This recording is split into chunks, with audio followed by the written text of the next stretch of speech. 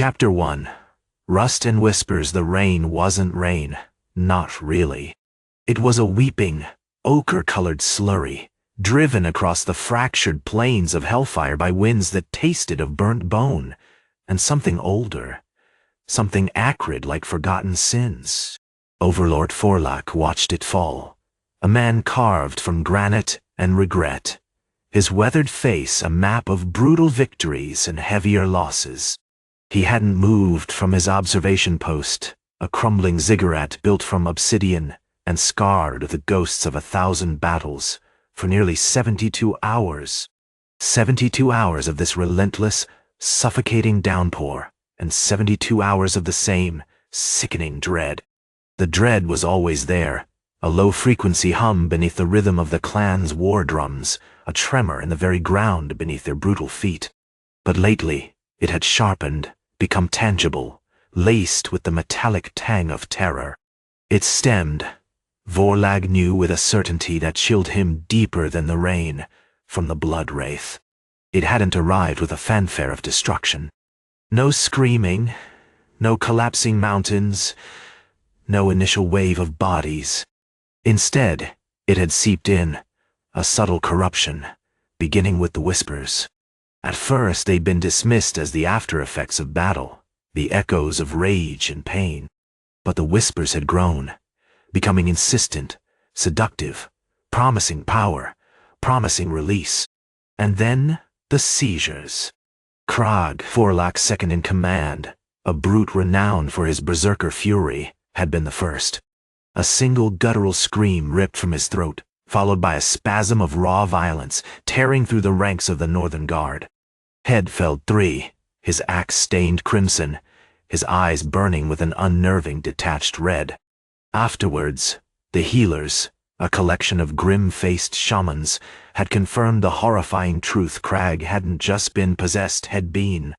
The Wraith hadn't taken control, it had ignited a primal fire within him, a bonfire of pure, unadulterated rage.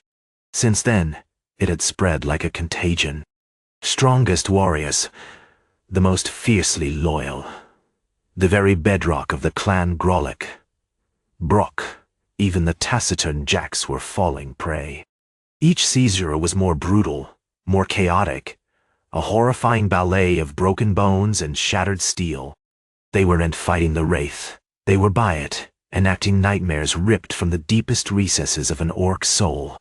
Forlak adjusted the worn leather straps of his vambraces, the faint rasp of metal, a small comfort in the encroaching silence.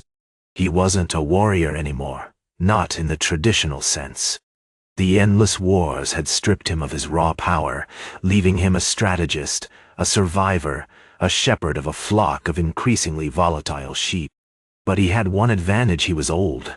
Old enough to understand the nature of evil, old enough to recognize the patterns of corruption.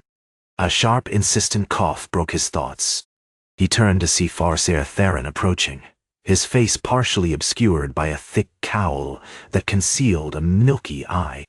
Theron was young, barely past his prime, and utterly blind. Yet, he possessed a terrifying ability, a sensitivity to the currents of magic, a way of perceiving the world beyond the veil of the physical. "Overlord," Theron said, his voice a low rumble. "The storm, it's shifting. The whispers are coalescing, solidifying. It's feeding." Forlak grunted. "The Wraith grows stronger with each seized warrior." "It's not simply growing, Overlord," Theron replied, his voice gaining an edge of urgency. I've been tracing the ebb and flow of its influence, and it's not attacking us randomly. It's targeting our core, our rage. It's feeding on the very fuel that makes us what we are." Theron reached out a hesitant hand, his fingers brushing against Vorlag's arm. "Steel, brute force. It's futile. It isn't fighting a creature, it's feeding on an idea, a feeling. We've been trying to slay a shadow with blades, and the shadow grows taller with every swing." Forlak considered this, the rain drumming a relentless rhythm against the ziggurat stone. He knew Theron was right.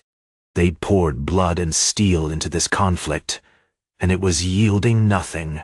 The Wraith seemed to revel in their fury, to thrive on their desperation.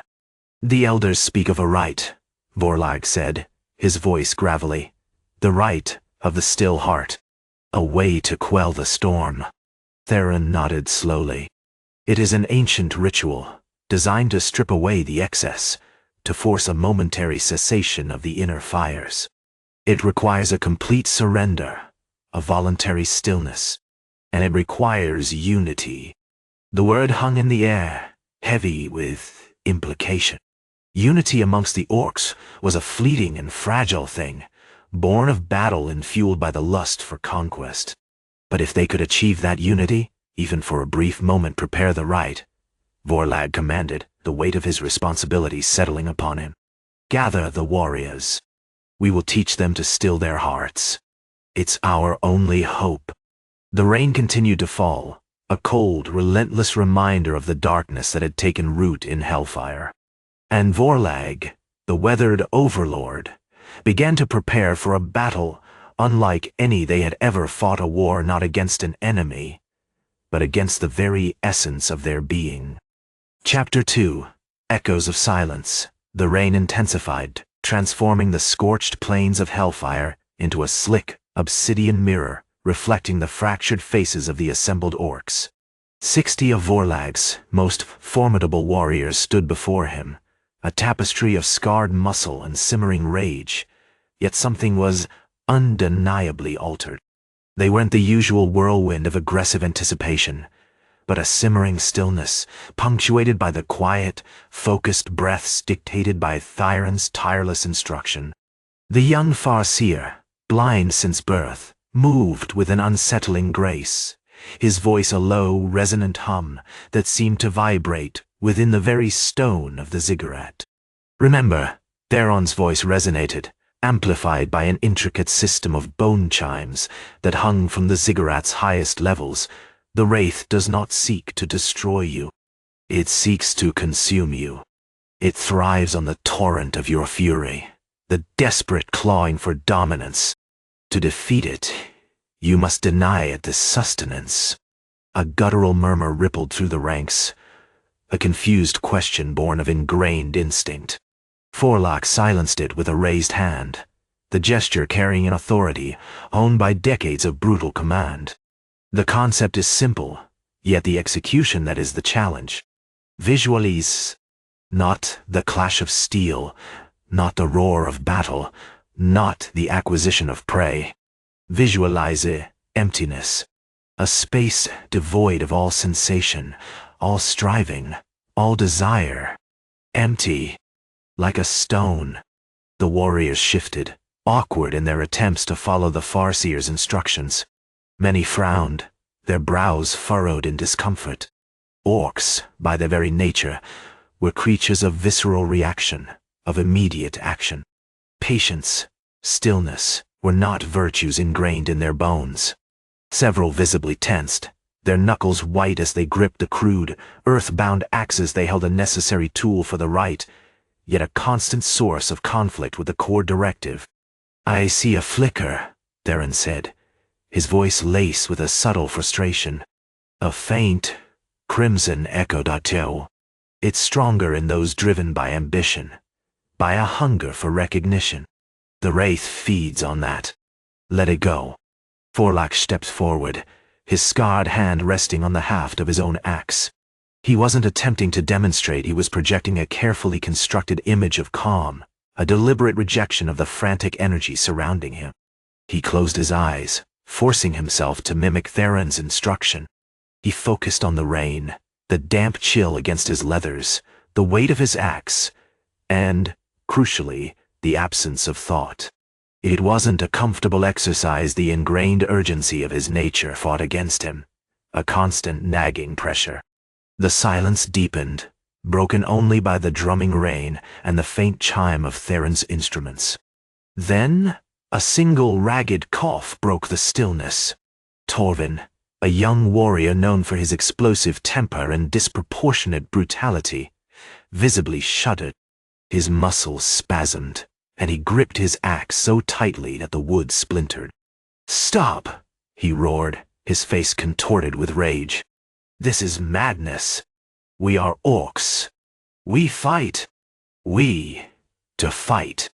The effect was immediate. The entire group felt the delicate balance shatter. A wave of red-tinged fury surged through them, mirroring Torvin's own rising panic.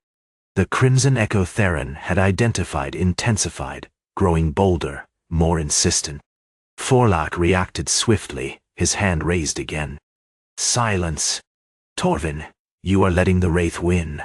It's not about ceasing to fight, it's about controlling the Jetcore. Control the desire. Control the anger. Focus on the absence."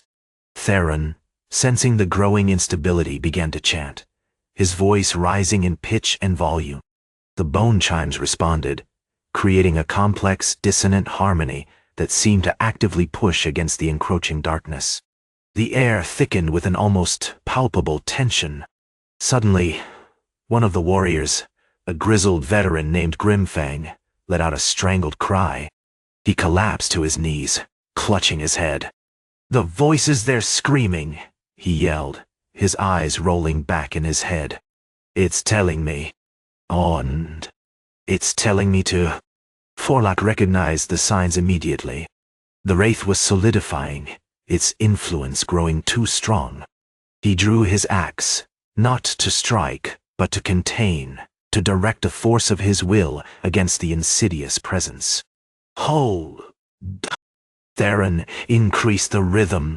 Slow the pulse. We must anchor them. But it was too late. The crimson haze had consumed several warriors, their bodies moving with a terrifying, jerky momentum. Their eyes glazed over with a malevolent red light. They began to attack each other, a brutal, senseless dance of violence fueled by the Wraith's command.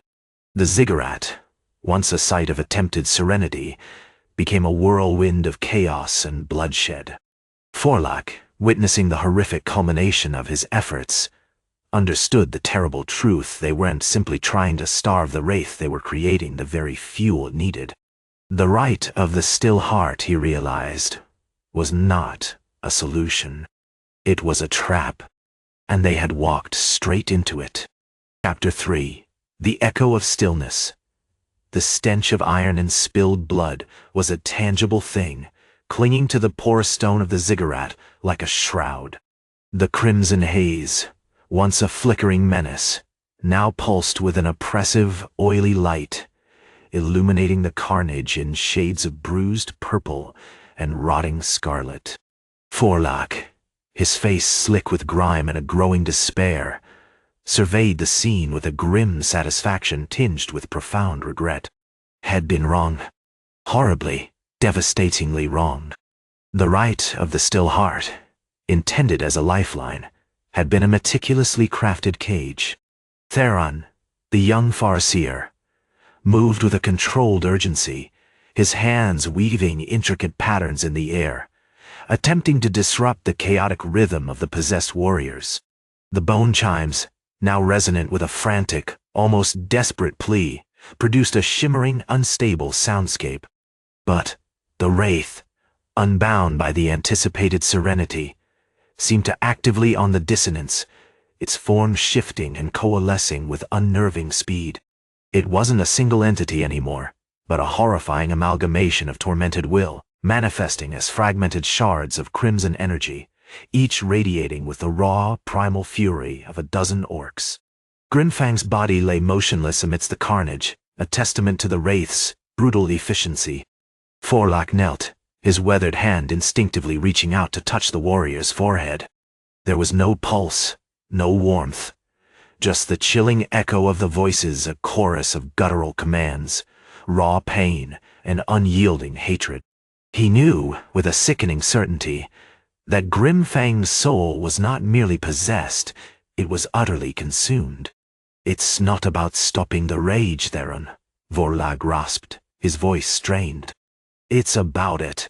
The Rite, in its attempt to still the heart, only amplified the echoes of their deepest fears, their most ingrained desires. It was a mirror, reflecting back their own destructive impulses, making them bolder, more focused, more receptive. Theron, his face pale and strained, offered a hesitant nod. The dissonance. It's a focal point.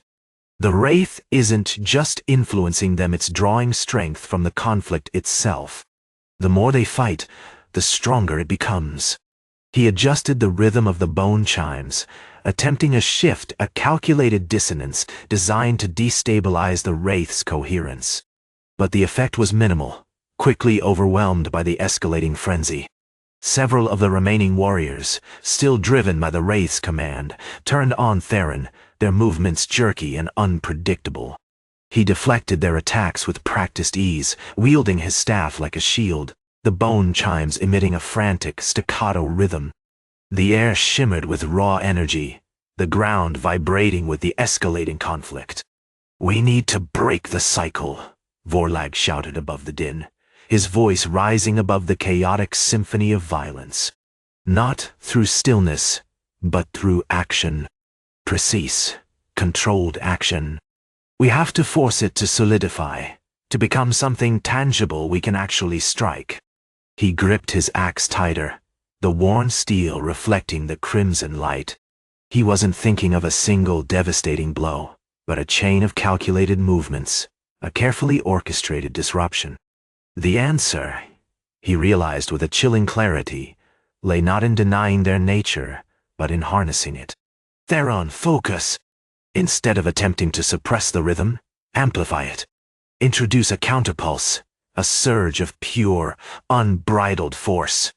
Well, draw it out, force it to manifest. Theron, recognizing the shift in Vorlag's strategy, responded immediately. He poured his energy into the bone chimes, manipulating the air itself, building a wave of raw sonic power. The chimes screamed, a piercing, almost unbearable dissonance that seemed to physically vibrate the very foundations of the ziggurat. The effect was immediate, if briefly. The crimson shards coalesced, forming a towering, vaguely humanoid figure, a grotesque parody of an orc, its body a swirling vortex of crimson energy, its face a mask of malevolent rage.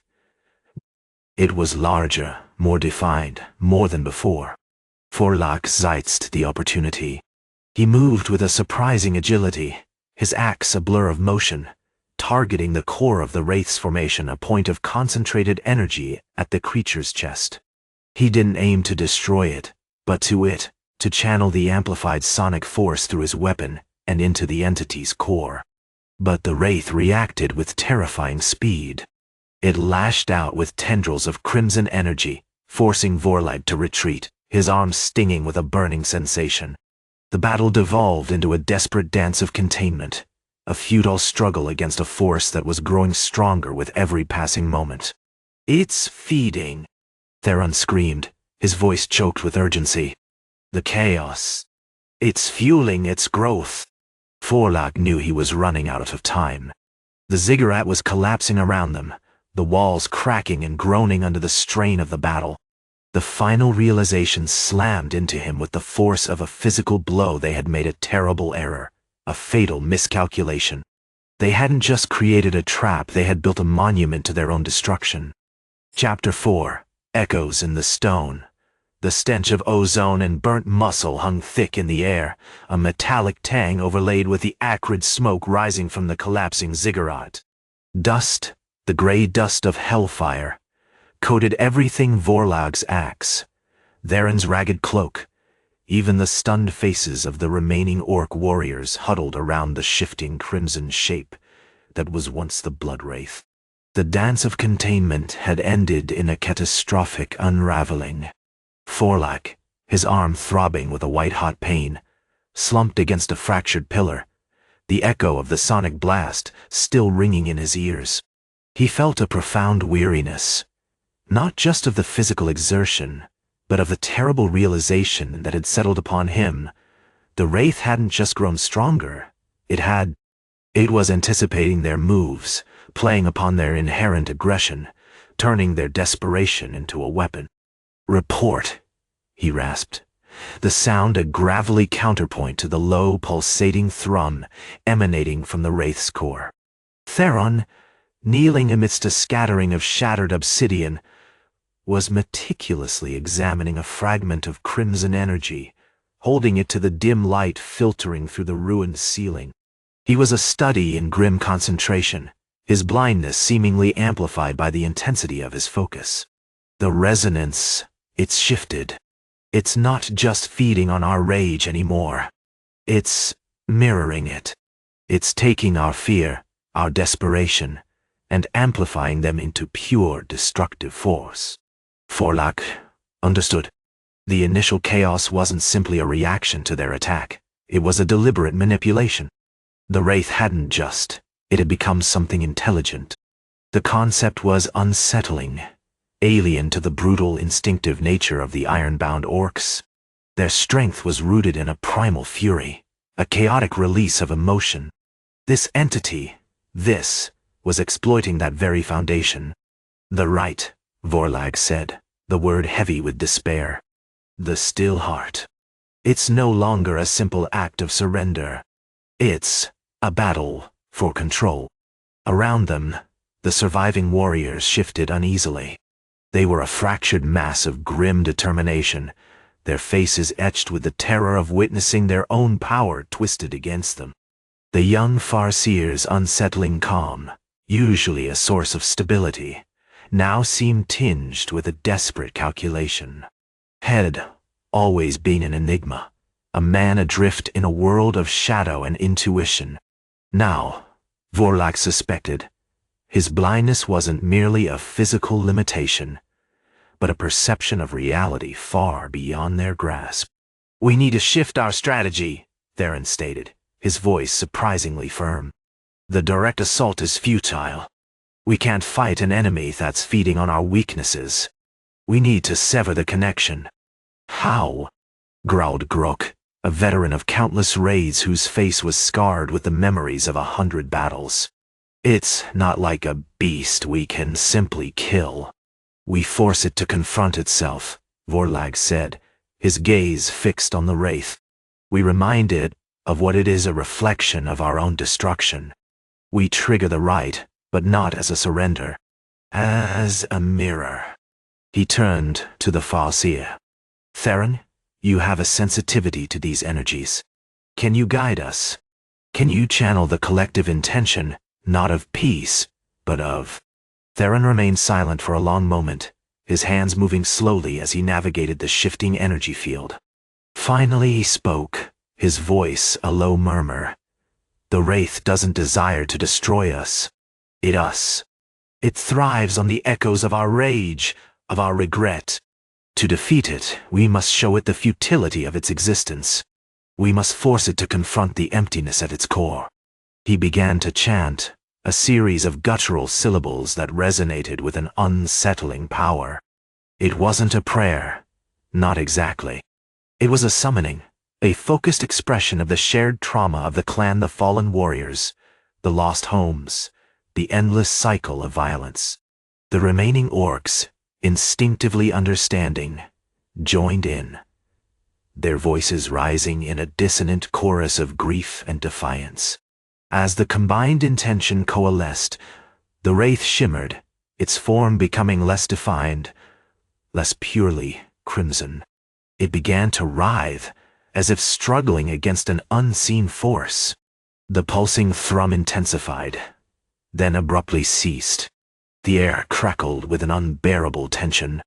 Then, the Wraith, not with a burst of energy but with a quiet implosion, leaving behind only a thin layer of crimson dust that dissipated on the wind. Forlak felt a wave of exhaustion wash over him, a profound relief mingling with the lingering terror. It was over. But as he looked at Theron, he noticed something profoundly unsettling. The Farseer wasn't looking at the empty space where the Wraith had stood. He was staring at it, as if seeing something beyond the veil of reality. "It's gone," Theron said, his voice devoid of emotion. "But it isn't truly destroyed. It's merely dispersed, and its echoes remain." He paused, and a chilling smile touched his lips. "We have merely given it a new vessel." Forlock realized with sickening clarity that Theron hadn't simply facilitated the Rite. He had the right. The Farseer's blindness wasn't a limitation. It was a gateway. The true battle hadn't been against a monstrous entity, but against the insidious potential that lay dormant within every orc heart, the capacity for rage, for fear, for the self-destruction that fueled the very existence of the Iron-Bound. The ziggurats may have crumbled, but the shadow had simply found a new foothold. And Vorlag knew, with a certainty that chilled him to the bone, that this was only the beginning. Chapter 5. The Stone Seed. The silence after Theron's pronouncements was heavier than the dust of the Wraith's demise. Forlock, his face etched with a weariness that went deeper than physical exhaustion, circled the ruined remains of the ziggurat, a jagged wound in the already scarred landscape. The crimson dust had settled, revealing not a pristine surface, but a network of subtly shifting patterns, grooves, and ridges in the stone that hadn't been there before, pulsing faintly with a heat he couldn't quite define. Theron remained motionless, standing within the ruined chamber, his blind eyes fixed on a point that existed just beyond the tangible world. The air around him shimmered slightly, distorted as if viewed through heated glass. He didn't speak, didn't move, simply a silent, unsettling presence. "You've changed, Theron," Vorlock finally said, his voice rough, unused to addressing the Farseer with anything but blunt command. The Rite didn't just extinguish the Wraith. It amplified something within you. Theron's head tilted almost imperceptibly, a subtle movement that betrayed no emotion. "Amplification is a generous term, Overlord. I simply recognized the truth. The Wraith wasn't a creature to be slain, but a reflection, a tangible manifestation of the chaotic potential that lies at the core of the Orcish soul. Rage, fear, the hunger for dominance, these errant weaknesses, Vorlag Dada. They are the of our power." Forlock grunted, tightening his grip on the haft of his warhammer. Had spent a lifetime wrestling with the savage currents within the Iron-Bound, attempting to channel their ferocity into disciplined action, into the brutal efficiency that defined their clan. Theron's words were a blasphemy, a corruption of everything he had dedicated his life to. "You speak of recognition, but you manipulated the Rite, Theron. You subtly altered the sequence, ensuring the full resonance of the still heart. You knew it wouldn't simply sever the Wraith's connection, it would fuse it." "Indeed," Theron replied, a dry, almost amused chuckle escaping his lips. "The still heart doesn't simply quiet the spirit. It directs it. It channels the raw energy, focusing it into a form that can be manipulated. The Wraith's essence wasn't destroyed, it was refined, transmuted." He raised a hand, and a tiny wisp of crimson dust, almost invisible, spiraled upwards from the ground and settled onto his outstretched palm. "Look closely, Vorlag. Do you see the patterns within the dust? They mirror the stone, don't they? The stone holds the potential for chaos. We have merely learned to cultivate it." The implication was terrifyingly clear. Theron hadn't merely been a facilitator, had been a sculptor, molding the raw, destructive force of the Orcish race into something far more insidious than a fleeting nightmare. The clan had been observing him with a wary fascination since the Wraith's destruction. The initial relief of victory had rapidly soured into apprehension as Theron's behavior became increasingly erratic. He spent hours in silent communion with the ziggurat's ruins, occasionally chanting in a guttural language no one recognized, his blind eyes burning with an unnerving intensity. Forlock understood now. The Iron-Bound hadn't simply fought a monster, they had been unwittingly participating in its creation. The Rite of the Still Heart, intended as a defensive measure, had instead become a conduit for Theron's understanding, a pathway for the Wraith's essence to seep into the collective consciousness of the clan. "The echoes," Vorlag said, forcing the words out. "You said they remain. What do they?" Theron's hand slowly lowered, the crimson dust dissolving into nothingness. "They whisper," Vorlag. They nudge. They pay. They prey upon the doubts, the resentments, the primal desires that lie dormant within the hearts of the strongest. They offer visions of power, of dominance, of retribution. They remind you of what you be, if only you embraced the darkness. He turned his blind gaze towards Vorlag, and for a fleeting moment, Vorlag felt a profound visceral stirring within himself. A sudden, overwhelming urge to crush his opponent, to unleash a torrent of unbridled fury. It was a faint sensation, quickly suppressed, but the memory of it was chilling. The ziggurat was a flawed instrument, Theron continued, his voice now a low, hypnotic drone.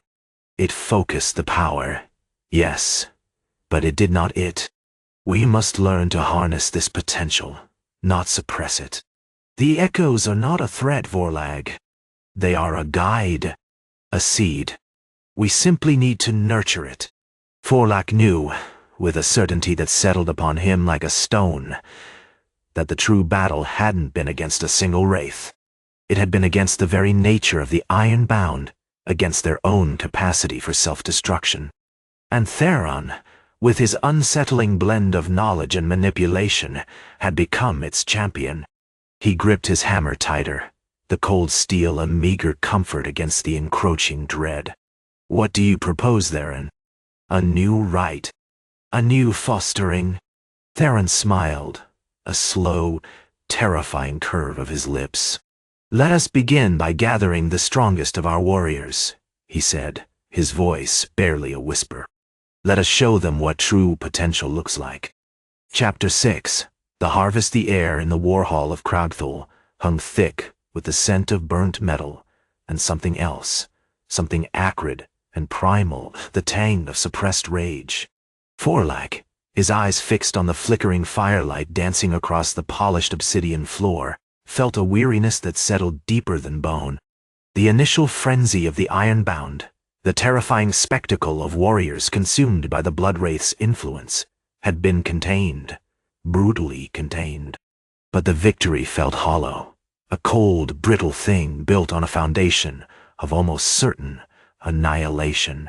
Theron, as always, was a study in unsettling composure.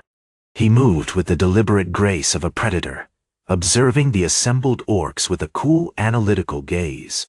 He hadn't attempted grand pronouncements or rousing speeches. His influence was subtle, a current of unease that snaked through the warriors' veins. The gathering wasn't of warriors, but of those possessing the raw, untamed power the Wraith exploited. We have observed a disturbing trend, Theron stated, his voice a low rumble that seemed to vibrate through the floor itself. The Wraith, while formidable, isn't building upon existing fury. It feeds not just on aggression, but on aspiration. The dormant potential within each Iron-Bound, the yearning for dominance, the hunger for retribution, these are the arteries through which it flows. Vorlag shifted his weight, the movement punctuated by the rasp of his worn leather armor. You speak of the echoes. You believe this darkness seeks to fulfill desires we ourselves harbor. Precisely, Theron confirmed, tilting his head slightly. It isn't a malevolent entity, Vorlag, not in the traditional sense. It's a mirror, a profoundly distorted reflection. We've been fighting shadows when the true battle has always been within ourselves. The ziggurat's channeling was a crude attempt to control that reflection, a desperate, ultimately flawed strategy. We need to learn to direct the torrent. He gestured towards the circle of orcs gathered before him. They were a terrifying tableau, hulking figures, scarred and brutal, yet radiating an unnerving intensity. Many were still marked with the shimmering, violet residue of the wraiths, a constant, sickening reminder of the entity's insidious grip. We will select a vanguard, Theron continued, his gaze sweeping over the assembled warriors. Those who retain the strongest connection to the echoes. Not those seeking to unleash destruction, but those willing to explore the depths of their potential. We will train them, refine their focus, guide their rage. Forlock felt a cold knot tighten in his stomach. The implication was clear. Theron wasn't advocating for a return to unbridled carnage.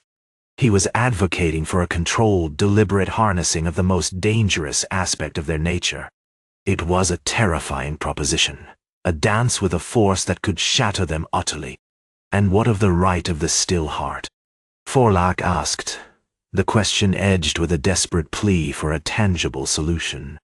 It's a costly endeavor, requiring a complete emptying of the spirit. It has never been a guaranteed success. Theron dismissed the question with a wave of his hand. The Rite is a temporary solution, Vorlag, a palliative measure. It prevents the immediate escalation, yes, but it doesn't address the root of the problem. We need to understand the echoes, to learn to wield the power they offer. The Still Heart is a blunt instrument. We need precision. He turned to one of the orcs, a towering brute named Gromskar, whose face was still partially consumed by the violet shimmer. Gromskar, you have shown a particular receptivity. You feel the pull keenly. Let him lead. Gromskar, his eyes glowing with a disconcerting inner light, stepped forward, a guttural roar erupting from his chest. Forlock felt a sharp spike of something akin to panic. This wasn't a warrior trying to control the Wraith. This was a warrior by it. We will initiate a series of controlled exercises, Theron explained, his voice gaining a sharper edge. Focusing exercises. Dream weaving. We will push the boundaries, exploring the nature of the echoes, learning to filter the negative impulses, and amplify the productive ones. He paused, his gaze locking with Vorlag's. This will not be painless, Vorlag. It will demand sacrifice, but it will ultimately lead us to a greater understanding, to a form of power we can't even begin to comprehend. Forlock gripped his hammer, the familiar weight grounding him, a futile attempt to anchor himself against the rising tide of unease. He saw the slow, deliberate smile spread across Theron's face, a smile that offered no comfort, no reassurance, only the chilling certainty of a path already laid, a path paved with shattered minds and boundless, terrifying potential. The harvest had begun. Chapter 7. The Obsidian Bloom. The air in the central chamber of the stone citadel hung thick with the scent of crushed earth, burnt muscle, and something else, something unsettlingly sweet, the residue of unleashed fury.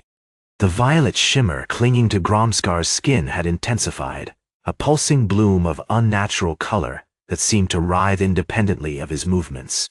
He stood rigidly, a mountain of muscle and nascent madness. The rhythmic grinding of his teeth, the only audible sign of his continued struggle. Theron, observing with an unnerving stillness, adjusted the intricate network of obsidian pipes that snaked across the floor, channeling what Vorlag suspected was a carefully calibrated pulse of elemental energy. Progress is undeniable, Theron stated, his voice smooth as polished stone. The Wraith's influence is becoming more focused, more directed. Gromskar is demonstrating a willingness to accept the echoes that would have previously been considered anathema. Forlock wasn't inclined to agree. Had spent a lifetime studying the brutal, instinctual nature of the Iron-Bound Orcs, and this wasn't merely acceptance, it was corruption. Gromskar's movements were less deliberate, more driven by a horrifying, disjointed urgency. The guttural roars were no longer expressions of battle lust, but strangled screams of something.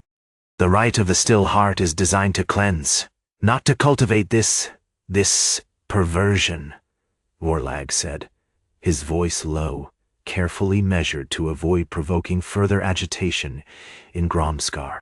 We are not seeking to understand the echoes, we are seeking to destroy them. Theron's smile widened, a subtle shift in his features that sent a fresh shiver down Vorlag's spine. Destruction requires understanding, Vorlag. To extinguish the flame, one must first grasp its essence. Consider this a necessary step in the process. We are not simply silencing the Wraith, we are learning to its power. He gestured towards a series of raised platforms, each embedded with intricate glyphs pulsing with a sickly green light. The dream-weaving exercises are designed to allow the orcs to tap into the raw potential of the echoes, to mold it, to weaponize it, rather than simply succumbing to its chaotic influence. Around them, the other orcs, a dozen of the strongest, each irrevocably touched by the wraiths, were undergoing the exercises. They moved with a disturbing fluidity, their limbs contorting into impossible angles, their eyes burning with an incandescent rage that wasn't entirely their own. They were fighting themselves, and the battle was bleeding out onto the stone floor in a kaleidoscope of violet and green energy. Forlak's gaze settled on Kale, a young Farseer who had been brought in as a last resort. Kale was remarkably calm, his face a mask of focused concentration. He wasn't exhibiting the violent frenzy of the others, but he was radiating a palpable tension, a struggle to maintain control. He was attempting to weave the echoes, and he was succeeding, albeit with a disturbing efficiency. The green energy around him coalesced into a miniature storm, crackling with raw power. Kale is proving to be a surprisingly effective conduit, Theron observed, a hint of genuine admiration in his voice. His connection to the echoes is profound. It's a prison, Vorlag said, his voice tight with frustration. This isn't a connection, it's a parasitic embrace. Kale is becoming a vessel for this horror, and he doesn't even realize it. Theron ignored him, turning his attention back to Gromskar. Gromskar, focus. We're building a resonance. Let the echoes flow through you. Embrace the storm. Gromskar roared, a sound that shattered the silence and echoed through the citadel. He lunged, not at an unseen enemy, but at Theron himself.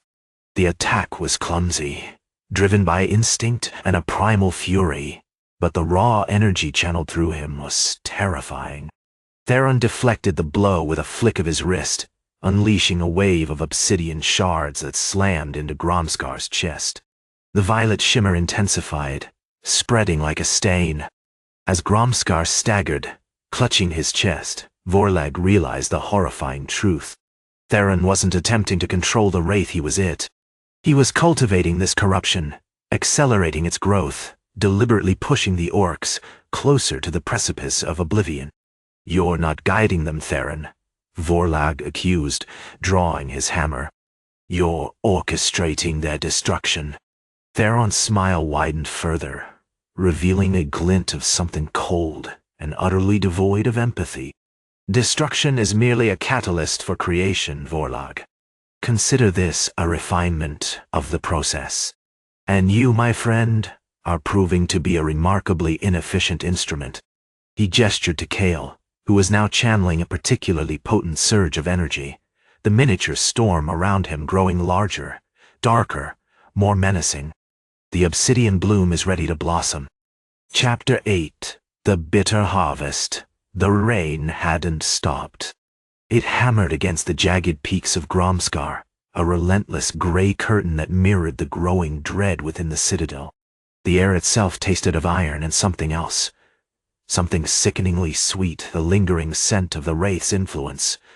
A perfume of burgeoning rage. Forlak, his face grim and streaked with rain and the violet shimmer of the wraith's touch, paced before the massive stone altar where the rite of the still heart was being prepared. Theron remained motionless, a study in unsettling calm, his dark eyes fixed on Kale, who now resembled a miniature tempest, a swirling vortex of obsidian and violet lightning. You're playing a dangerous game, Theron, Vorlag said, his voice tight with barely suppressed fury.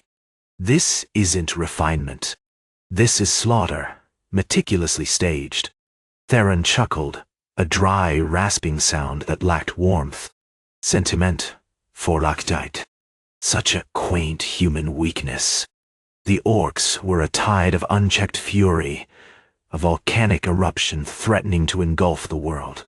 I merely offered them a vessel, a controlled burn, to shape the chaos, not extinguish it. He gestured towards Kale, whose form pulsed with an almost unbearable intensity. The obsidian bloom is not a weapon, Vorlag. It's an amplifier. It channels the raw, unbridled power of the Wraith, focusing it, solidifying it. We are about to give this thing form. The chanting of the elders, normally a deep, guttural rumble of tribal devotion, had devolved into fractured, hesitant whispers. They had witnessed the grotesque transformations, Gromskar's manic aggression, the chilling precision of Borok's attacks, the terrifying hunger in Grimfang's eyes. They had seen the bloom take root, feeding on the very marrow of their clan, and the growing realization of their folly was slowly, agonizingly, sinking in. The Rite demands unity, not this orchestrated madness, roared Borak, his voice a ragged growl. He hefted his axe, its obsidian blade gleaming wetly in the flickering light of the torches. We are warriors, not puppets. Forlok silenced him with a gesture, his hammer heavy in his hand. There is no unity in bloodshed, Borak. Only desperation. Theron understands the fundamental truth of the Wraith. It is not an enemy to be vanquished, but a force to be harnessed. He believes he can guide it, control it. He is wrong. It consumes everything it touches. He turned to Kale, who was struggling against the torrent of energy surging through him. The air around the young Farseer crackled with ozone, the miniature storm intensifying, growing larger, more oppressive. Kale, break the connection, Forlok commanded, his voice strained. You are becoming a conduit for something ancient and malevolent. Kale's face was contorted in a mask of agony, sweat pouring down his face.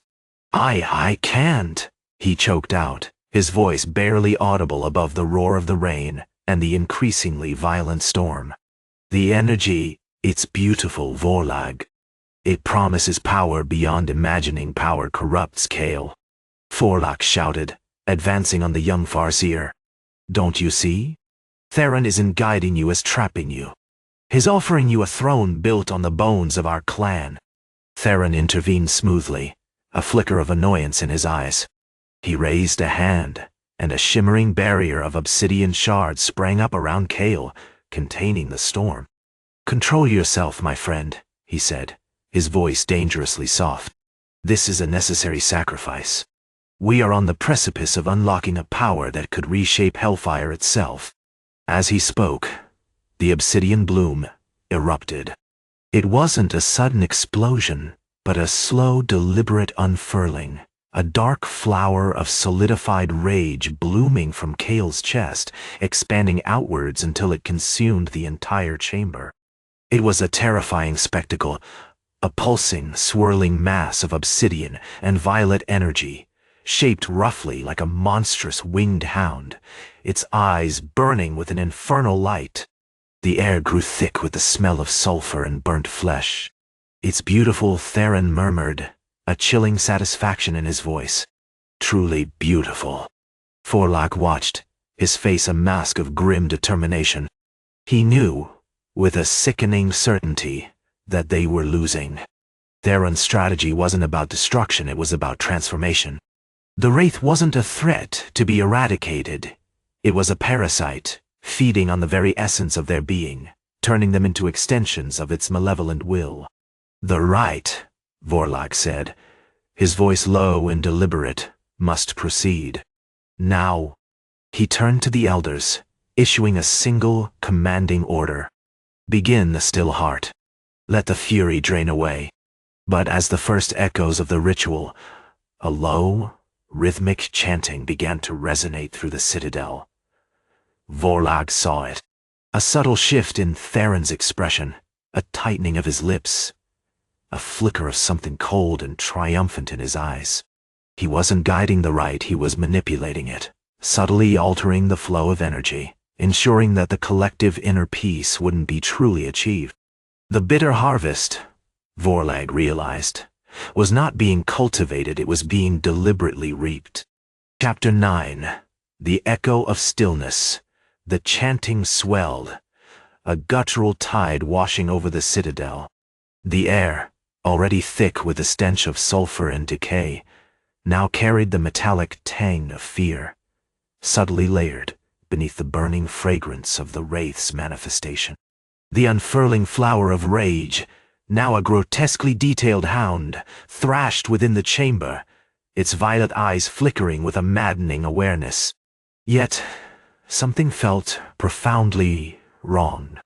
Forlach, his weathered face etched with a grim understanding, observed Theron with an intensity that bordered on predatory.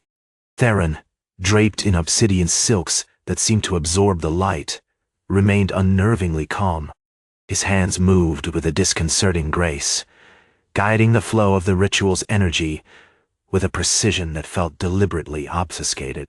The elders, seasoned warriors and conduits of the clan's ancient power, responded to his subtle shifts with hesitant obedience, their faces drawn with a growing unease. The rhythmic pulsing of the ritual stones, usually a steady, reassuring heartbeat, seemed to falter, punctuated by jarring, discordant vibrations. The synchronization is irregular.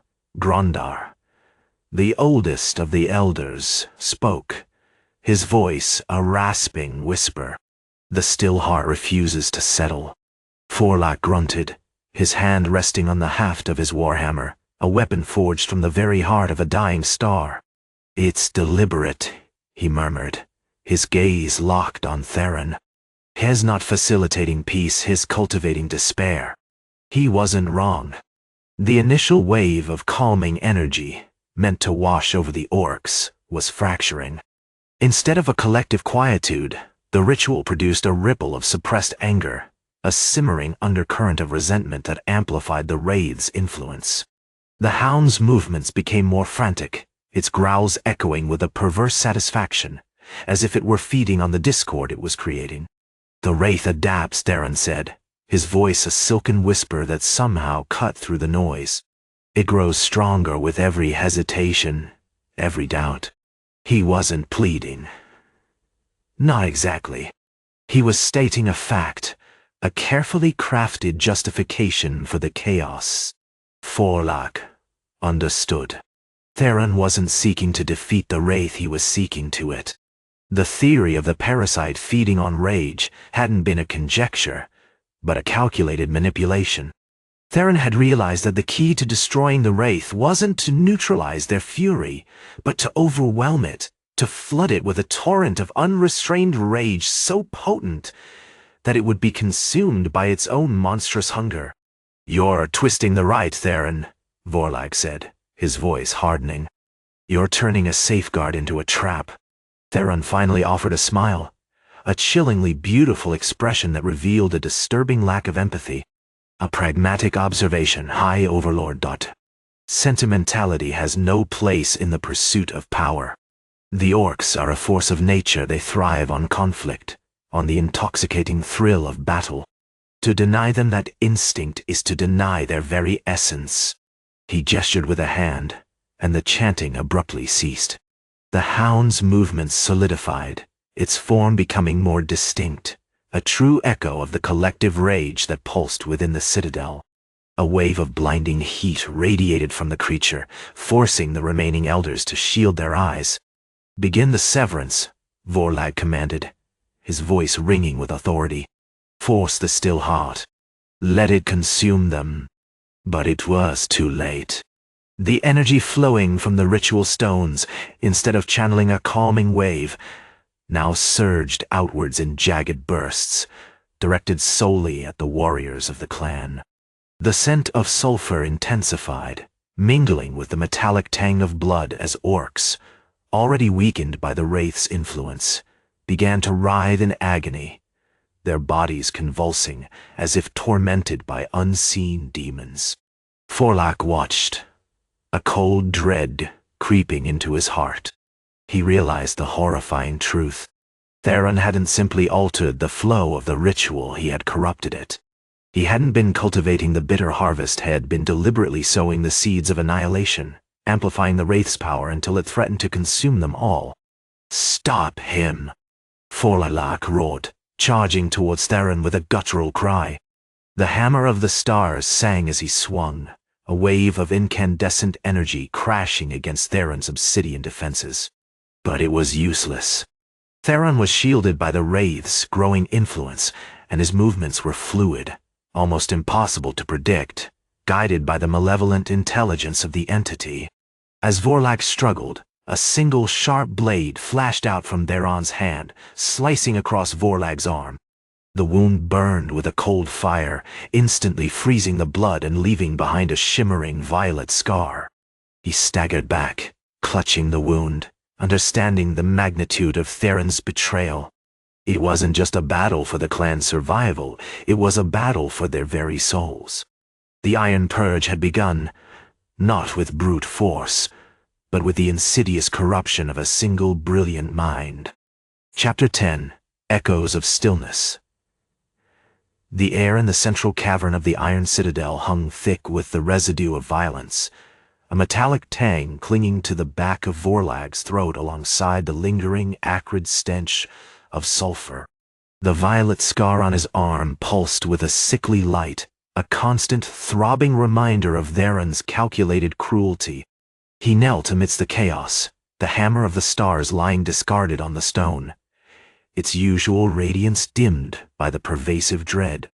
Around him, the Iron-Bound Orcs, once a terrifying tide of rage, were reduced to a fractured, wary collection.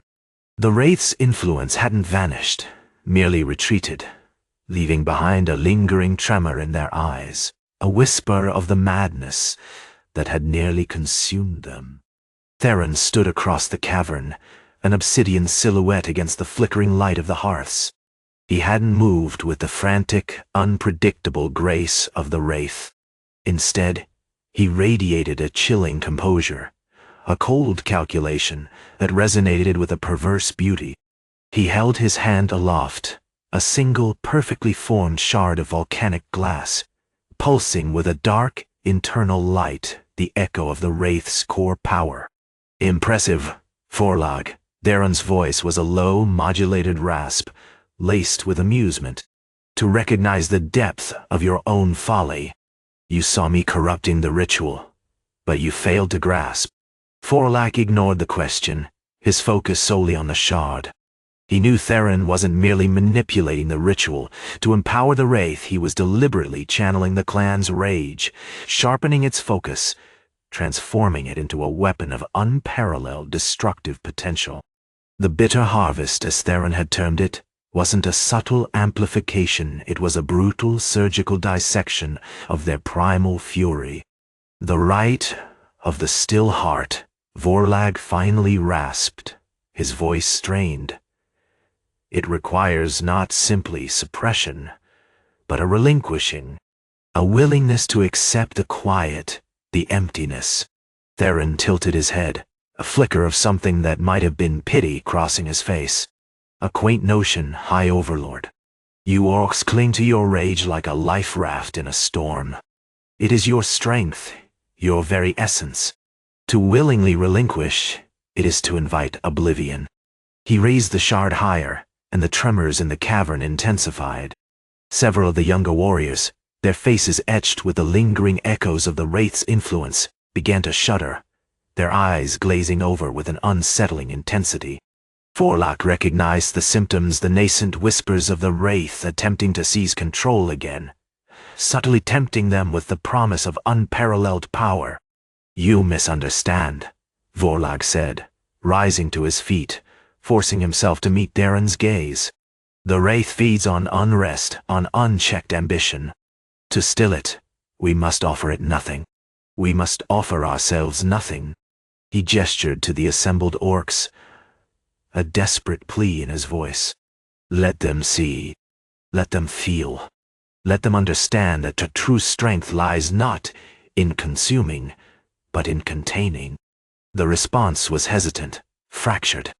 Some of the older warriors, scarred and weathered by countless battles, followed Vorlag's lead, slowly lowering their weapons. The air grew heavier, charged with a palpable tension. It was a fragile equilibrium, a desperate attempt at control against the insidious tide of the Wraith's influence.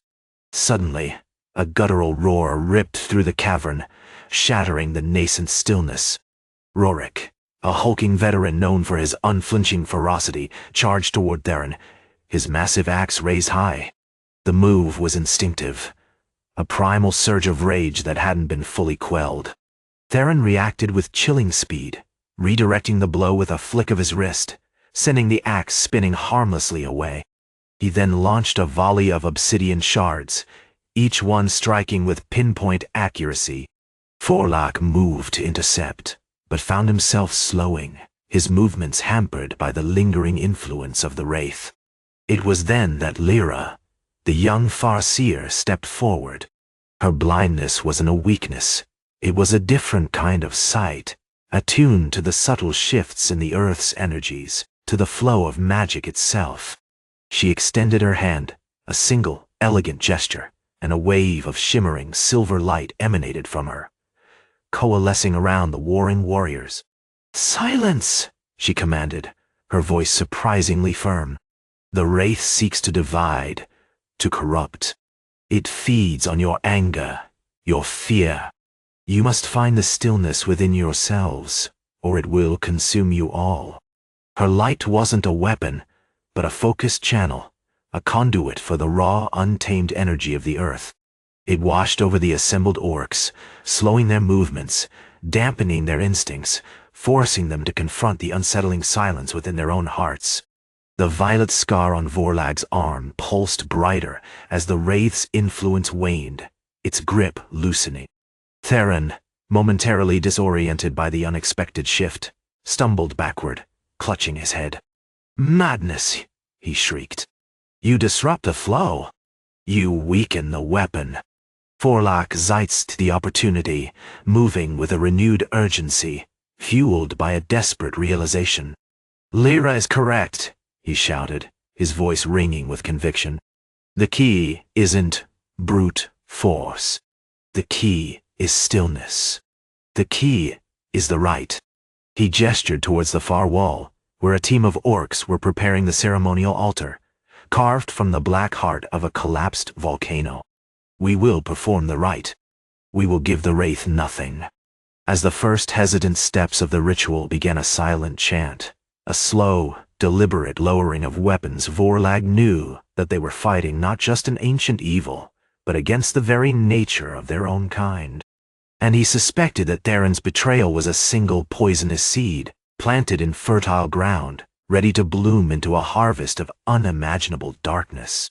Chapter 11. The Weight of Stone.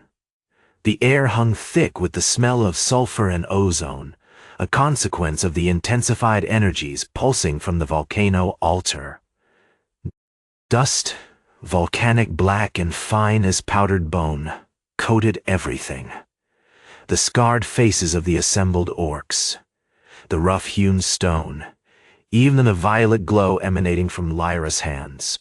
The initial chaos of the Wraith's influence had begun to recede, replaced by a hesitant, almost reverent stillness. It wasn't a peaceful stillness, not yet. It was the stillness of a predator holding its breath, acutely aware of a threat beyond comprehension. Forlak, his face grim, moved through the ranks, a figure of grizzled authority amidst the rising quiet. He hadn't slept in 3 days, fueled by bitter coffee brewed from the volcanic rock and a grim determination that bordered on obsession. Theron's pronouncements of disruption and weakness still echoed in his mind, a discordant note against the measured rhythm of the ritual. He couldn't shake the feeling that Theron wasn't simply a misguided opponent, but a deliberate agent of the Wraith, feeding its insidious progress. "Continue," Vorlag commanded, his voice low and resonant, amplified by the cavern's natural acoustics. Each weapon lowered, each hand stilled. "This is not a battle of strength, but a battle of surrender. Surrender to the quiet, to the absence of need." The orcs, initially resistant, followed his lead, their massive hands moving with agonizing slowness to lay down their axes, their spears, their crude but effective warhammers. The violet light intensified around Lyra, a tangible force that seemed to press against the very boundaries of their existence, forcing them to confront the ghosts of their rage, their lust for violence, their ingrained instincts. Several of the younger warriors, those who hadn't known a life before the endless cycle of raiding and slaughter, visibly shuddered, their faces etched with a confusion bordering on terror. Forlak watched Theron, a knot of suspicion tightening in his gut. The young Farseer, despite his disorientation and muttered protests, was meticulously assisting Lyra, feeding her raw earth energy through intricate hand gestures. There was a focused intensity in his movements, a strange, unsettling calm. Forlak suspected he was deliberately manipulating the flow, subtly reinforcing the Wraith's power, waiting for the opportune moment to unleash his carefully cultivated chaos. "Theron," Forlak said, his voice hardening, "your agitation is unnecessary. Your attempts to disrupt the ritual are demonstrably weakening our defenses." He didn't raise his hand, didn't threaten, but the unspoken accusation hung heavy in the air. Theron didn't meet his gaze. He continued to channel the earth energy, his face serene, almost unnervingly so. "I am simply observing, Overlord," he replied, his voice smooth and devoid of inflection, "recognizing the flaws in your approach. This reliance on passive stillness, it is a vulnerability." The chanting of the elder orcs, who had guided the ritual for generations, began to rise in volume, a low, guttural drone that vibrated through the cavern. It was a ritual steeped in forgotten lore, a desperate plea to the slumbering earth for solace and protection. Forlak recognized the precise movements, the subtle gestures, and felt a sliver of grim satisfaction. Lyra was executing the rite flawlessly, anchoring the slowing influence of her light. Suddenly, a tremor ran through the cavern. It wasn't an earthquake, but something deeper, something originating from within the Wraith itself. The violet scar on Vorlag's arm flared brilliantly, a searing brand of heat and light. He felt a jarring, almost physical, violation, a sense of the entity attempting to burrow deeper into his mind, to corrupt his resolve. He gritted his teeth, drawing on the ingrained discipline of his training, pushing back against the intrusion with every ounce of his will. "It is responding," Lyra shouted, her voice strained. "The Wraith is manifesting. It's taking form." And she was right. In the center of the altar, the swirling violet energy coalesced, solidifying into a grotesque parody of a warrior, a towering figure of shadow and rage. Its limbs elongated and distorted, its eyes burning with an unholy light. It wasn't a creature of flesh and bone, but a projection of pure, concentrated fury, a tangible embodiment of the orc's own darkest impulses. Theron, seizing the moment, launched himself forward, channeling a blast of earth energy towards the nascent Wraith. It struck the creature with immense force, but instead of dissipating the shadow, it seemed to fuel it, intensifying its form, solidifying its rage. Forlak roared, a primal sound of fury and defiance. He understood then. Theron hadn't been trying to disrupt the ritual, had been subtly amplifying the Wraith's power, feeding it the very emotions it sought to exploit. "Stop, Theron! You are aiding its ascent." But it was too late. The Wraith, now fully formed, lunged towards Lyra, its shadowy claws outstretched. Forlak reacted instinctively, launching himself forward, intercepting the attack. He slammed into the creature with the force of a collapsing mountain, a desperate, brutal exchange of violence that shook the very foundations of the volcano. As Vorlak struggled to hold the Wraith at bay, he looked at Lyra, her face pale with exertion, her violet light flickering wildly. He knew that the final step of the rite, the crushing blow of elemental earth, depended entirely on her ability to maintain the stillness. And he knew, with a chilling certainty, that Theron was waiting, poised to deliver the final, devastating twist. Chapter 12. Echoes of the Still Heart. The air in the caldera hung thick, not just with the sulphurous breath of the volcano, but with a tangible dread. The rhythmic thrum of the Wraith's presence resonated through Vorlag's bones, a discordant heartbeat of consuming rage. Lyra, kneeling beside the shallow pit where the rite was being conducted, moved with a fragile grace, her violet light pulsing with an almost unbearable intensity. The attempt to achieve stillness was a brutal, agonizing process, a battle waged within the very core of each orc, a peeling away of the layers of ingrained fury. Theron remained motionless, a dark obsidian statue at the edge of the pit, his gaze fixed on Lyra with an unsettling calmness. He hadn't spoken since Vorlag's outburst, his silence a more chilling presence than any bellow of rage. The young Farseer, normally a whirlwind of focused energy, was visibly strained, the violet of her light dimmed, flickering like a dying ember. The effort of maintaining the collective stillness was proving overwhelmingly difficult, even with Vorlag's desperate attempts to guide and focus them. "It resists, Vorlag," Lyra rasped, her voice strained. "The echoes of its influence are pervasive. They cling to the strongest wills, whispering temptations, urging a return to the chaos." Sweat beaded on her forehead, and her breath came in ragged gasps. The sheer volume of unrestrained rage channeled into the pit was threatening to overwhelm her. Vorlag grunted, shifting his weight, feeling the familiar surge of his own blood-fueled power. He had been a High Overlord for nearly a century, a lifetime forged in the crucible of war and the relentless pursuit of dominance. The irony of the situation, being confronted by an enemy born of his own people's deepest desires, wasn't lost on him. He gripped his hammer, a crude but effective instrument of earth manipulation, its surface slick with a viscous obsidian-like substance. The material, a byproduct of the Wraith's initial assault, seemed to cling to the rock, amplifying the unnatural force of his movements. "We must strengthen the focus," Vorlag commanded, his voice a low rumble.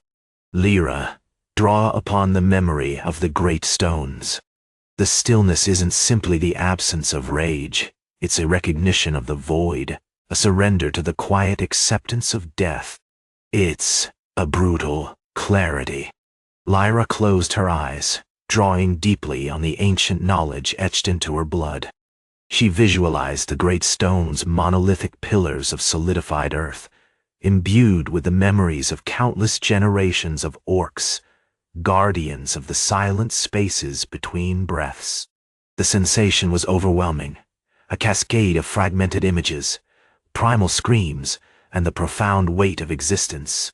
She felt the echoes of her ancestors, warriors, shamans, all wrestling with the same fundamental struggle, the unending conflict between instinct and reason. Suddenly, a tremor ran through the caldera, far stronger than any previous shift. The Wraith, sensing the growing pressure of the Rite, reacted with terrifying speed. It uncoiled, a serpentine monstrosity of shadow and fury, its eyes burning with an infernal light. This time, the change wasn't subtle.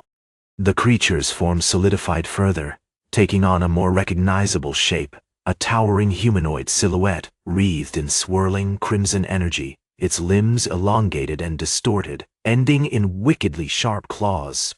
It moved with a horrifying grace, a predator of pure rage. Vorlag roared, a sound of raw, desperate defiance, and swung his hammer with a force that threatened to shatter the very stone beneath his feet. He caught the Wraith's claw mid-strike, the impact sending a shockwave through the caldera, sending volcanic ash raining down. But the creature didn't recoil. Instead, it turned its burning gaze upon Lyra, and a guttural, wordless shriek seemed to emanate from its form, further amplifying the chaos within the pit. Theron moved, a fluid, unsettling motion that defied Vorlag's instincts. He didn't attack. Instead, he raised his hand, channeling a concentrated stream of raw earth energy directly at the Wraith's chest. The blast struck with the force of a siege engine, but this time it wasn't absorbed. The crimson energy of the Wraith seemed to activate the earth energy, growing in size and intensity with each passing second. Forlock understood, with a sickening clarity, that Theron wasn't merely amplifying the Wraith's power, he was actively feeding it. He was channeling not just rage, but the very desperation, the yearning for victory, that fueled the Wraith's existence. It was a deliberate act of parasitic manipulation, a horrifying realization that chilled him to the bone. "Don't you see?" Forlock shouted, his voice strained. "It wants our despair, our ambition. It thrives on the broken pieces of our will." Lyra, fighting to maintain the stillness, screamed, her violet light flashing wildly. "We must break the connection, disrupt the flow." But it was too late. The Wraith, fully formed and empowered by Theron's insidious influence, lunged at Lyra, its claws outstretched, a predator seeking to extinguish the last ember of resistance. Forlock, driven by a primal instinct to protect the Farseer, threw himself forward, intercepting the attack once more, bracing for the inevitable impact. The fate of the clan, perhaps even the world, hung precariously in the balance, resting on the fragile thread of Lyra's stillness and the desperate gamble of a warrior haunted by the echoes of his own rage. Chapter 13. The Obsidian Bloom. The air in the caldera had thickened, not with smoke, but with a suffocating dread. The rhythmic, unnerving pulse of the Blood-Wraith's presence had shifted, deepening to a frantic throb that resonated in Vorlag's bones, a primal warning etched in the very earth. Lyra's violet light, once a beacon of controlled serenity, flickered erratically, choked by the torrent of manipulated emotion flooding the chamber. The stillness, the key to the Rite, was collapsing under the relentless pressure of Theron's parasitic influence. "It's accelerating," Vorlag rasped, his voice rough, unused to control. The crimson tendrils of the Wraith's form, solidified now to something vaguely humanoid, writhed with a sickening grace. It wasn't merely a shadow anymore, it was an obsidian bloom, its surface shimmering with an oily, corrupted light fed by the raw, agonized energy of the clan. He shifted, adjusting the placement of the elemental conduits, desperately trying to recalibrate the earth energy flow. But the Wraith was anticipating his moves, a cold, predatory intelligence radiating from its core. "Theron isn't just feeding it," he growled, his hand instinctively tightening around the haft of his warhammer, its steel etched with the runes of the still heart. "He's cultivating it. He's sculpting our fear into something powerful. It's not simply consuming our rage, it's it." Lyra, her face slick with sweat, her hands trembling as she wrestled with the fading violet, managed to strain. The connection. It's too deeply interwoven. His despair isn't a passive offering, it's a meticulously crafted weapon. Her voice was a fractured whisper, fighting against the overwhelming resonance of the Wraith's influence. The Rite, it's failing. The collective stillness is being corrupted. Forlock felt a pang of bitter regret. He had trusted Theron, believed in his youthful eagerness, his naive faith in the power of amplification. Now, he understood the terrifying depth of the deception. Theron wasn't merely a conduit, he was a malignant gardener, painstakingly nurturing the seed of destruction within the clan's own hearts. The Wraith responded to his acknowledgement, its movements growing more purposeful, more aggressive. It lashed out with unnerving speed, its claws shards of blackened bone striking at the surrounding stone, leaving trails of smoldering dust. Several of the clan's warriors, already weakened and on the brink of collapse under the strain of the Rite, stumbled, momentarily disoriented by the assault. "Hold!" Forlock roared, driving his warhammer into the ground, channeling a surge of focused earth energy. This wasn't the controlled blast of... Before this was a desperate raw application of power, a futile attempt to shatter the wraith's burgeoning form. The ground shuddered beneath his feet, cracks spiderwebbing across the basalt floor as a wave of earthy energy erupted outwards. But the wraith absorbed it, not dissipating it, but the crimson light of its form intensifying, pulsing with a dangerous rhythm. "It's learning," Lyra choked out, her violet light dimming dangerously. "It's learning to manipulate the earth itself. It's twisting our defenses against it." Forlak realized with horrifying clarity that they were trapped in a feedback loop, a self-destructive spiral fueled by Theron's insidious influence. The attempt to destroy the wraith wasn't weakening it, it was strengthening it, fueling its growth, feeding its insatiable hunger.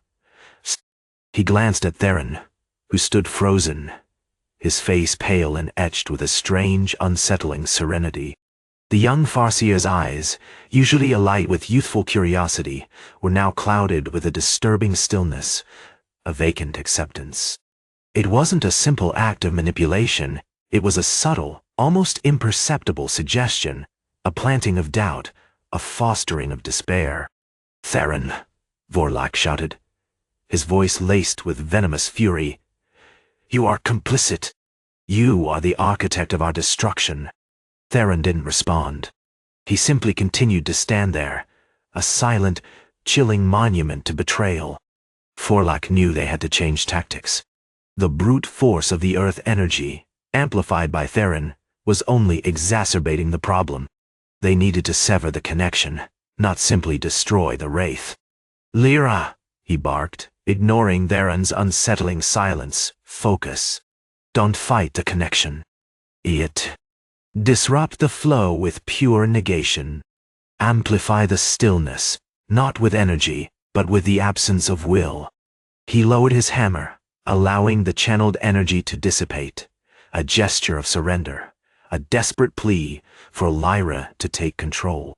The violet light pulsed wildly, a chaotic storm of conflicting intent, but Vorlag pushed forward, channeling his own dwindling resolve, his own grief, his own despair, focusing it not into a weapon, but into a shield, a wall of impenetrable nothingness.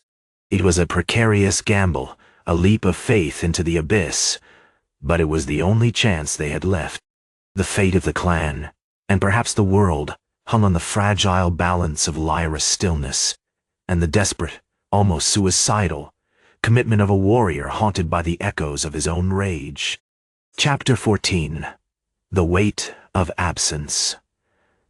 The air in the Skull Canyon hung thick, not with the acrid tang of burned flesh, a common enough scent amongst the iron-bound, but with a deeper, more unsettling residue, the ghost of shattered rage.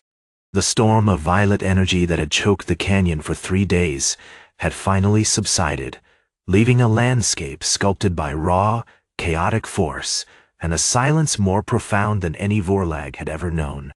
It wasn't a peaceful silence, it was the silence of something utterly defeated, the absence of something terribly potent. Lyra stood at the epicenter of the devastation, her blindness a more potent weapon than any honed steel. The grit of pulverized rock coated her face, the violet residue clinging to her threadbare cloak. Her hands, usually a whirlwind of intuitive manipulation, were still, held loosely at her sides, radiating a subtle, draining coolness.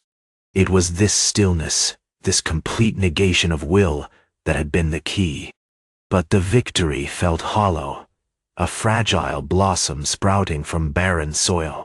Forlak, his once imposing frame slumped with exhaustion and a growing dread, knelt beside her, his hammer, stonebreaker, lying abandoned amongst the fractured earth. The weight of it felt unbearably heavy, not just in its physical mass, but in the accumulated weight of countless battles, countless victories forged in fury. "It's gone," he said, the words tasting like ash in his mouth. "The wraith. It's fragmented." Lyra didn't respond immediately. She was listening, not with her eyes, but with a deeper sense, a sensitivity honed by years spent navigating the currents of psychic energy. The fragments of the Wraith's essence clung to the canyon walls, shimmering like heat haze, whispers of the chaotic emotion it had gorged itself upon. "Not destroyed," she corrected, her voice a low, resonant hum. "Disrupted. Weakened. Its core is still present, a blackened seed buried deep within the earth. A seed of rage, amplified by our own vulnerability." Forlach felt a fresh surge of despair. "Then we have merely delayed the inevitable. The seed will sprout again." "Perhaps," Lyra conceded, her fingers twitching almost imperceptibly. "But for now, we have gained a crucial advantage. The Rite it worked, though imperfectly. The shared stillness created a window, a vulnerability. We saw it, truly saw it, not as a monstrous predator, but as a reflection of our own darkest impulses." He understood the implication, a chilling realization that settled upon him like a physical weight. The Wraith hadn't been an external threat, it had been a mirror, exposing the raw, unbridled savagery that lay dormant within the heart of every Iron-Bound Orc. "And Theron?" he asked, a knot tightening in his stomach. The silence surrounding Theron was more unsettling than the remnants of the Wraith's power. Lyra hesitated. "He remains altered." The connection was not severed cleanly. The Wraith, in its final moments, imprinted upon him a particularly virulent strain of despair, a self-loathing that is now interwoven with his own being. "It's a subtle poison, Vorlag. It manifests not as outward fury, but as a profound sense of futility, a willingness to surrender to oblivion." Forlach clenched his fist, the movement echoing with the frustrated roar of a cornered beast. The young Farseer was a warrior, a vital asset, yet he was now a walking shadow, a repository of the Wraith's insidious influence. "We must purge him," he said, the word a harsh command. "That is not a simple solution," Lyra countered, her voice laced with a weary wisdom. The Rite of the still heart demanded not just suppression of emotion, but its complete dissolution. To force a violent confrontation with Theron, to use force against him, would only strengthen the Wraith's presence, amplify the despair. It would be feeding the very thing we sought to destroy. Silence stretched between them, punctuated only by the rasping of wind through the shattered canyon walls. Forlach understood. The solution wasn't brute force.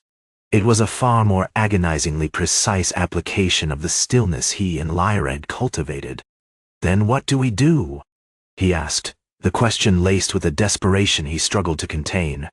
Lyra slowly raised her hand, her fingers tracing patterns in the dust. "We teach him to find peace within the absence, to accept the emptiness, not as a defeat, but as a release.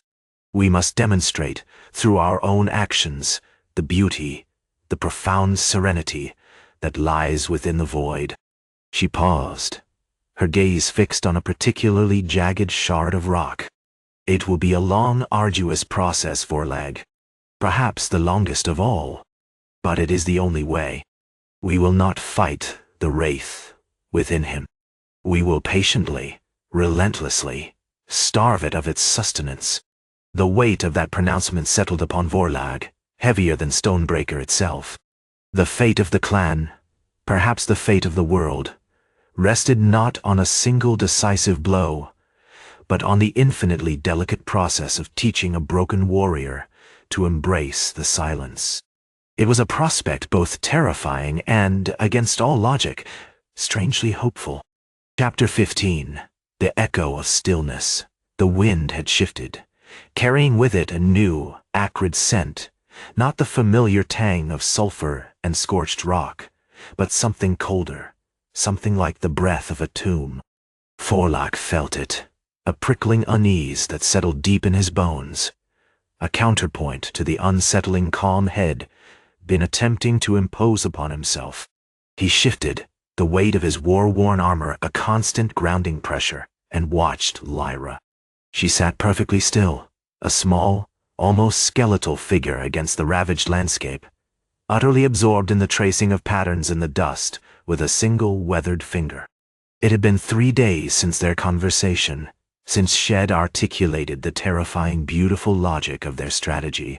3 days of painstaking effort, of forcing Theron to confront not the monstrous manifestations of the Blood-Wraith, the possessed warriors, howling in a crimson frenzy, but the source of his torment, the wellspring of rage within his own soul.